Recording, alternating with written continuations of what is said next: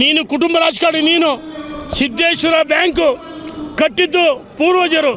ಅಲ್ಲಿ ಈಗಾಗಲೇ ಶತಮಾನೋತ್ಸವ ಆಚರಿಸಿದೆ. ಅಲ್ಲಿ ನಿನ್ನ ಮಗನನ್ನು, ನಿನ್ನ ಧರ್ಮಪತ್ನಿಯನ್ನು, ನಿನ್ನ ಮಕ್ಕಳನ್ನ ನಿರ್ದೇಶಕರು ಮಾಡಿದೆಯಲ್ಲ, ಇದು ನೀನು ಕುಟುಂಬ ರಾಜಕಾರಣ ಅಲ್ವಾ?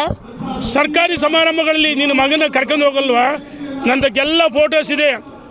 ಇದ್ರ ಜೊತೆಗೆ ನೋಡಿ, ಸರ್ಕಾರಿ ಸಮಾರಂಭಗಳಲ್ಲಿ ಯಾವ ರೀತಿ ಮಕ್ಕಳು ವೈಭವೀಕರಿಸಿದ್ದಾರೆ ಎಲ್ಲ ಫೋಟೋಸ್ ಇದೆ ಸರ್ಕಾರಿ ಸಮಾರಂಭಗಳಲ್ಲಿ. ನೋಡಿ, ಮಗನ ಸರ್ಕಾರಿ ಸಮಾರಂಭಗಳಲ್ಲಿ ಮಗನನ್ನು ಕೂರಿಸಿ ವೈಭವೀಕರಿಸಿದ್ದಾರೆ. ಇದು ಕುಟುಂಬ ರಾಜಕಾರಣ ಅಲ್ವಾ?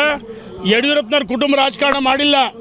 ರಾಘವೇಂದ್ರ ಸಿಂಡಿಕೇಟ್ ಸದಸ್ಯರಾಗಿ, ಶಿವಮೊಗ್ಗದ ಶಿಕಾರಿಪುರದ ಶಾಸಕರಾಗಿ, ಶಿವಮೊಗ್ಗ ಲೋಕಸಭೆ ಅಲ್ಲಿ ಅಭಿವೃದ್ಧಿ ಮಾಡಿ ಶಿವಮೊಗ್ಗ ಲೋಕಸಭೆ 3 ಬಾರಿ ಜನ ಗೆಲ್ಸಿದ್ದಾರೆ.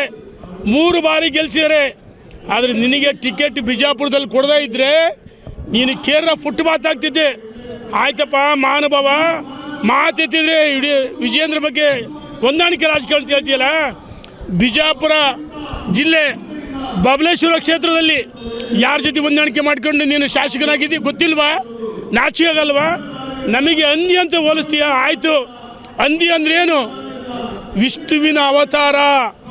ಹಂದಿ ಅಂದರೆ ವಿಷ್ಣುವಿನ ಅವತಾರದಲ್ಲಿ ಏನು ಕೆಲವೊಂದು ಸರಿ ಈ ದೇವರು ಪ್ರಾಣಿಗಳ ಈ ನಾರಾಯಣ ನಾಯಿಗೆ ಅಂತ ನಿಯತಿ ಅಂತಾರೆ.